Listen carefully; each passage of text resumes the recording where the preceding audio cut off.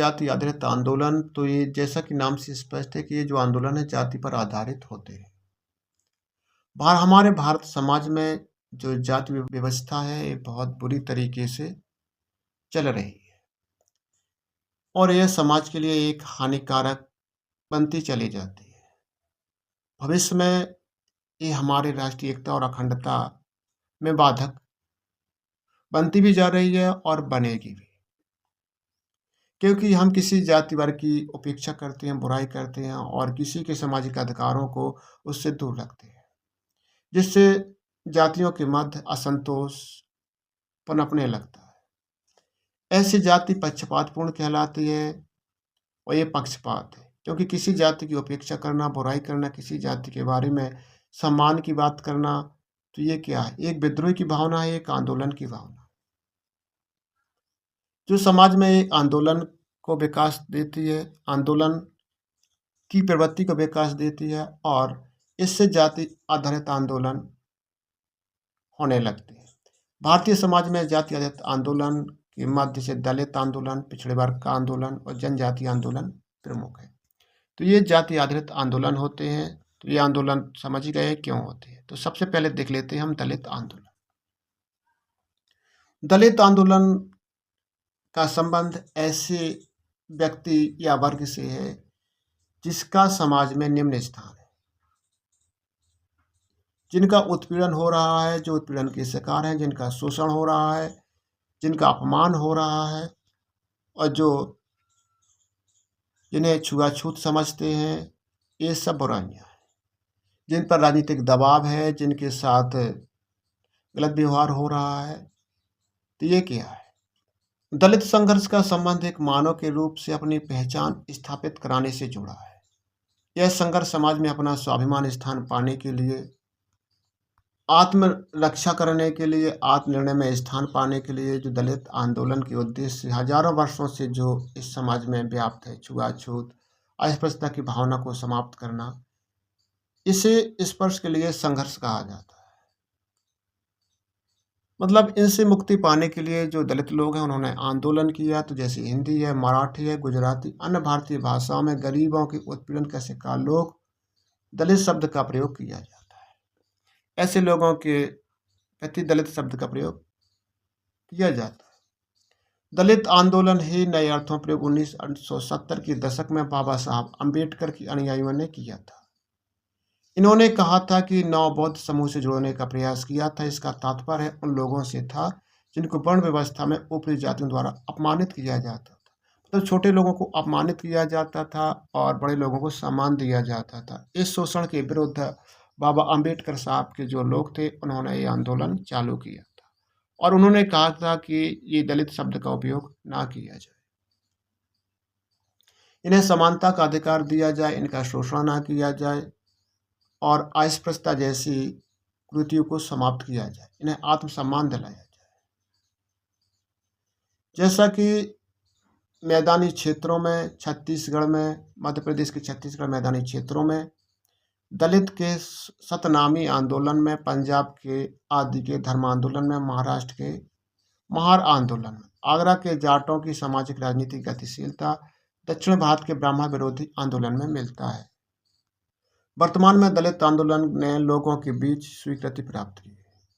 इनके साथ अनेक प्रकार के दलित आंदोलन हुए जो हमारे सामने उभर कर आ रहा है, जिसमें सामाजिक सांस्कृतिक क्रांति के लिए प्रेरित करने वाला है।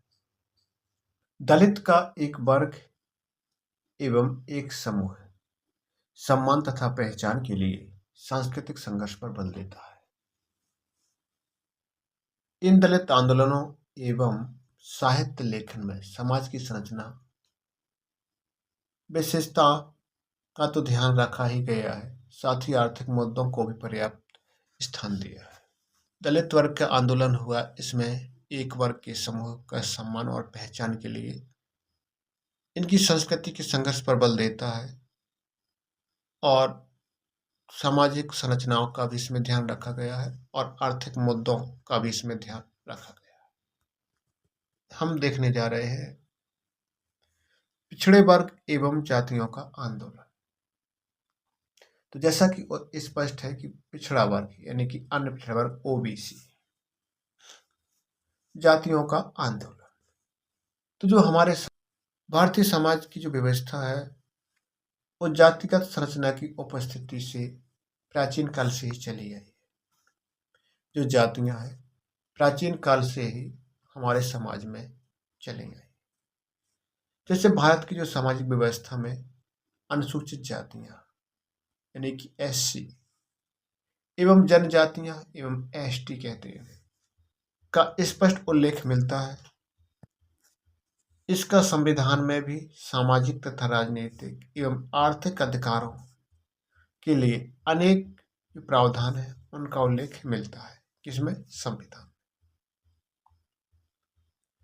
एक अन्य भी है जिसे हम पिछड़ा वर्ग कहते हैं। यह राजनीतिक इकाई के रूप में उभर कर सामने आया है। कौन? अन्य पिछड़ा वर्ग। तो एससी एसटी तो हमारे संविधान में जातियां थी, लेकिन एक अन्य जाति का भी उल्लेख मिलता है जिसे पिछड़ा वर्ग कहते हैं। इसके उदय का कारण था कि जो अंग्रेजी शासन था उसमें अपने हितों का पोषण भारतीय समाज में जातियों के माध्यम से करता था। जो अंग्रेजी शासन था वो अपने हितों का पोषण जो भारत की जातियां थीं उनके माध्यम से करता था कि जो छोटी जातियां हैं कि बड़ी जातियां हैं कि मध्यम जातियां हैं। ऐसी स्थिति में इस वर्ग द्वारा आर्थिक लाभ प्राप्त हेतु स्वयं की जाति के रूप में स्थापित किया गया। जो ये ओबीसी वर्ग के जाति के लोग थे वो वैश्य वर्ग से जुड़े हुए थे, लेकिन इन्होंने अपने लाभ आर्थिक प्राप्ति के लिए, अपना लाभ पाने के लिए अपना जातियों का एक रूप स्थापित किया जिसे हम पिछड़ा वर्ग कहते हैं। यह अपना सम्मान पाने के लिए इन्होंने अपने स्वयं की जातियों को इकट्ठा किया और संगठित करने की इस प्रक्रिया को समांतर विस्तार कहा गया। समांतर विस्तार की इस प्रक्रिया में इन जातियों द्वारा समाज में व्याप्त जो कर्मकांडी थे विधानों को छोड़कर धर्मनिरपेक्षता की भावना को अपना लिया था। कौन? पिछड़ा वर्ग वालों ने। इसलिए इन्हें ऐतिहासिक दृष्टिकोण से देखें तो इन्हें हम पिछड़ा वर्ग कहते हैं। इस प्रकार 19वीं शताब्दी में के अंत से इसकी चर्चा हम ओबीसी यानी कि पिछड़ा वर्ग के रूप में की जाने लगी। जो पिछड़ा वर्ग की चर्चा है मद्रास प्रेसिडेंसी में 1872, मैसूर के राजाशाही राज्य में 1918 में, प्रेसिडेंसी में 1825 ईस्वी से की गई। कालांतर में 1920 के दशक से देश के जो विभिन्न भाग थे इनमें जाति संबंधी कई मुद्दे और कई संगठन एकजुट हो गए। जो प्रांत थे हिंदू पिछड़ा वर्ग था, अखिल भारतीय पिछड़ा वर्ग लीग शामिल है। 1954 के आसपास पिछड़े वर्ग से संबंधित लगभग 88 संगठन अस्तित्व में आए। कब? 1954 में। अब आता है जनजाति आंदोलन। जनजाति कौन कहते हैं? तो जनजातियों का आंदोलन मुख्यतः जनजातियों के अधिकार का में बाहरी हस्तक्षेप से है। जो जनजातीय आंदोलन था ये जनजातियों के अधिकार में बाहरी हस्तक्षेप था, क्योंकि जनजातियां थीं अपना जीवन यापन और आर्थिक उपार्जन का मुख्य स्रोत इनके जंगल ही थे। मतलब ये जनजाति थी जो जंगल में ही रहती थी, तो अपना ये जीवन यापन कहाँ करेंगे? जंगल में ही करेंगे। जंगल के पेड़ काट करके, लकड़ी काट करके, फल बेच करके अपना पैसा दाम कमाते थे और अपना जीवन यापन व्यतीत करते थे।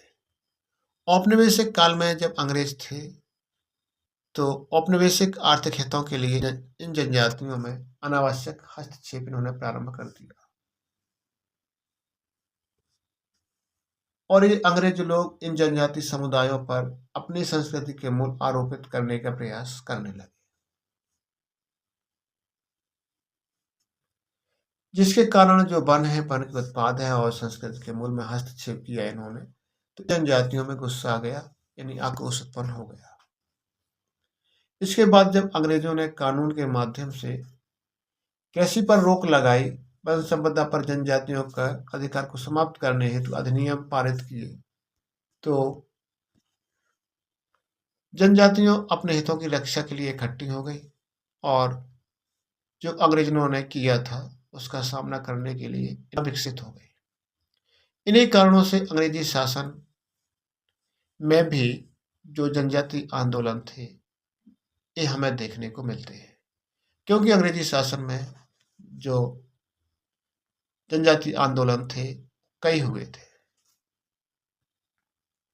जैसे कि हम देख लेते हैं कि देश में होने वाले विभिन्न जनजातीय समूहों के मुद्दे समान होने के साथ साथ इनमें थोड़ी बहुत भिन्नता भी दिखाई दी। जनजातियों के जो प्रमुख आंदोलन थे वो कौन कौन से थे, तो अधिकांशतः ये मध्य भारत में जनजातीय बेल्ट में हुए थे आंदोलन, जैसे कि छोटा नागपुर के संथाल परगना में स्थित संथाल जाति, हो, ओराव व मुंडा जाति। नवगठित झारखंड प्रदेश का एक मुख्य भाग इन्हीं से बना है, जिनसे संथाल और मुंडा जाति से। झारखंड के जो जनजातीय आंदोलन का इतिहास है वो 100 वर्षों से अधिक पुराना है और यहाँ मुख्य रूप से झारखंड के जनजातीय एवं पूर्वोत्तर क्षेत्र के आंदोलन को स्वरूप का हम अध्ययन करेंगे, जहाँ जनजातीय आंदोलन अब एक अपनी विशिष्टताओं के लिए प्रसिद्ध है। और भारत में जनजातीय आंदोलन के प्रमुख कारण क्या थे, तो जो जनजाति के लोग थे यानी कि जो जंगलों में निवास करते थे उनका बहुत आर्थिक शोषण होता था, मतलब कि उनको वो बेरोजगार थे, उनको जीविका का जो साधन था वही सरकार, अंग्रेजी सरकार समाप्त कर रही थी। इस तरीके से जो जनजाति लोगों का आर्थिक शोषण हो रहा था। इस समय यानी कि वर्तमान में भी जनजातीय क्षेत्र जो थे और जंगलों एवं जंगल से मिलने वाले जो उत्पाद हैं उन पर सरकारी नियंत्रण स्थापित कर दिया गया और जनजातियों को जो स्रोत को उन्होंने सीमित कर दिया है, यानी कि बिल्कुल बंद कर दिया। जब सरकार ने जंगलों पर अपना हक ही जमा लिया है, तो जो जनजाति के लोग हैं उनके सामने एक संकट सा खड़ा हो गया, मतलब परेशानियां हो गई कि अब वो अपना जीवन यापन कहाँ से चलाएंगे, किस तरीके से खुद को लाभ पहुंचाएंगे। तो जनजाति लोगों ने सरकार के प्रति, मतलब अंग्रेजी सरकार के प्रति असंतोष की भावना व्यक्त की और इनके मन के अंदर नपने लगे कि इस सरकार को उखाड़ फेंके। इसलिए इन्होंने विरोध किया। इस विरोध ने भी धीरे धीरे करके आंदोलन का रूप ले लिया। अब दूसरा हस्तक्षेप है जो वो औपनिवेशिक से कल अंग्रेजों के जमाने में ही हुआ था। इसमें जो ईसाई मिशनरी के माध्यम से हस्तक्षेप किया है, जिसमें संस्कृति के जो मूल्य थे यानी कि रीति रिवाज थे उनको प्रवर्तित करने का इन्होंने बहुत प्रयास किया।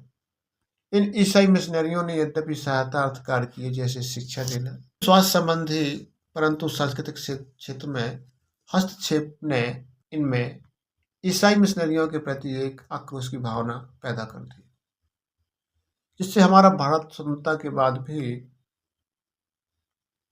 यह संस्कृति में हस्तक्षेप जारी रहा, जिसलिए इनमें विद्रोह की भावना उत्पन्न हो गई। जो तीसरा पॉइंट है ये दोषपूर्ण वन नीति थी।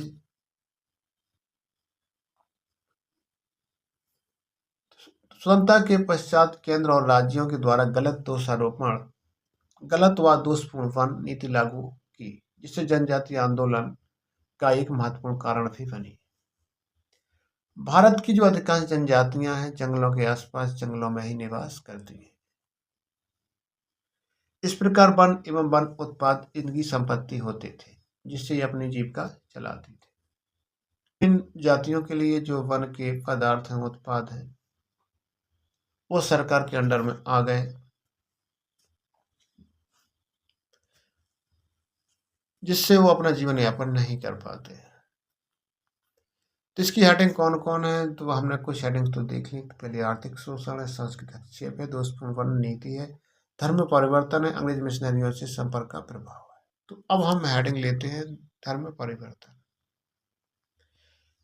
तो धर्म परिवर्तन में जो जनजाति समाज के लोग थे, इनका धर्म परिवर्तन प्रक्रिया ने भी जनजातीय आंदोलन को बढ़ावा दिया। क्योंकि जो जनजाति के लोग थे, इन्होंने अपना धर्म परिवर्तन किया, तो जो इस समाज की या संगठन के लोग थे, इन्होंने उस आंदोलन को और बढ़ावा दिया। तो किसी ने अपना धर्म छोड़कर के हिंदू धर्म अपनाया, किसी ने अपना धर्म छोड़कर के ईसाई धर्म अपनाया।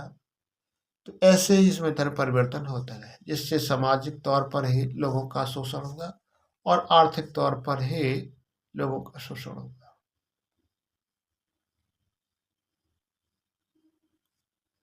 इस प्रकार ना तो वह अपने धर्म को ही अपना सके, ना तो वो दूसरे धर्म को अपना सके, ना भी अपने धर्म को ही त्याग सके। तो यह समस्या एक विकट समस्या बन चुकी है, जिससे भी आंदोलन का सूत्रपात हो गया।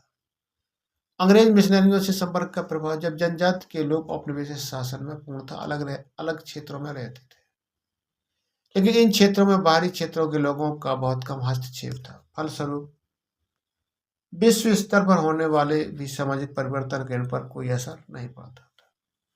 सर्वप्रथम जो अंग्रेजों के शासनकाल में स्थानीय क्षेत्रों में बाहरी हस्तक्षेप करना प्रारंभ हुआ। ईसाई मिशनरियों द्वारा कई प्रकार के सामाजिक कार्यों का प्रारंभ किया गया। इसमें शिक्षा कार्य जो था, इनका सर्वप्रमुख कार्य था। अब हम देखने जा रहे हैं भारत में जनजातीय आंदोलनों के परिणाम। तो भारत में जो जनजातीय आंदोलन के जो परिणाम हुए, वो निम्नलिखित है। जैसे पहला है जनजातीय पहचान के प्रति जागरूकता।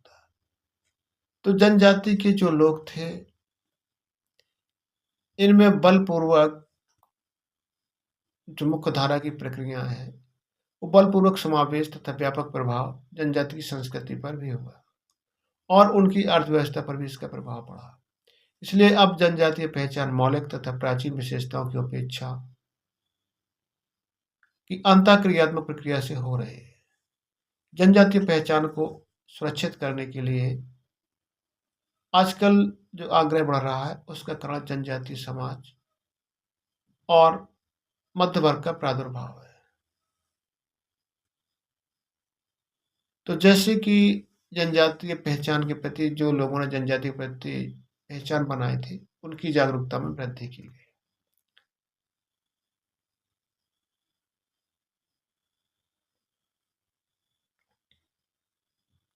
दूसरी है जनजातियों में अपनी समस्याओं के प्रति चेतना की वृद्धि। तो जनजाति के जो लोग थे, जो जंगलों में निवास करती थी, यानी आदिवासी लोग थे, इन्हें अपनी लाइफ में कई समस्याओं को झेलना पड़ता था। लेकिन आर्थिक स्थिति और सामाजिक स्थिति इनकी ज़्यादा कमज़ोर थी। ये आदिवासी गरीबी और शोषण पूर्वक अपना जीवन यापन करते थे और बेबस भी थे। कि जो गरीब लोग थे, उनका चाहे कोई मुझे मारता रहे, चाहे पीटता रहे, चाहे जो कुछ भी करे, तो उनका शोषण भी होता रहा और शोषण में भी अपना जीवन यापन वो करने पर विवश थे। आदिवासी बाहरी संपर्क के परिणाम स्वरूप अपनी संस्कृति की विशेषताएं खो रहे हैं और उनमें भी नवीन सामाजिक ऊंच नीच का उदय हो रहा है। तो इस तरीके से जो जनजाति के लोग थे, उनकी समस्याओं को सुलझाने के लिए, उन्हें उनकी चेतना में वृद्धि करने के लिए, उनकी इच्छाओं को पूरा करने के लिए उसकी सामाजिक संरचना बदलने की गई। और लेकिन फिर भी आदिवासी की जो समस्याएं थीं, उनके प्रति चेतना की वृद्धि हो गई।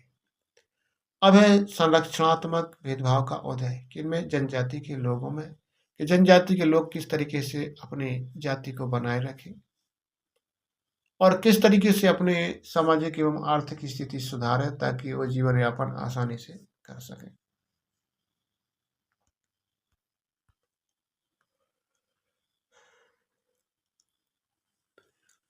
इसी कारण जो जनजाति के लोग थे, उन्हें आरक्षण दिया गया और छात्रवृत्तियां भी दी जाती हैं स्थानीय निकाय पर।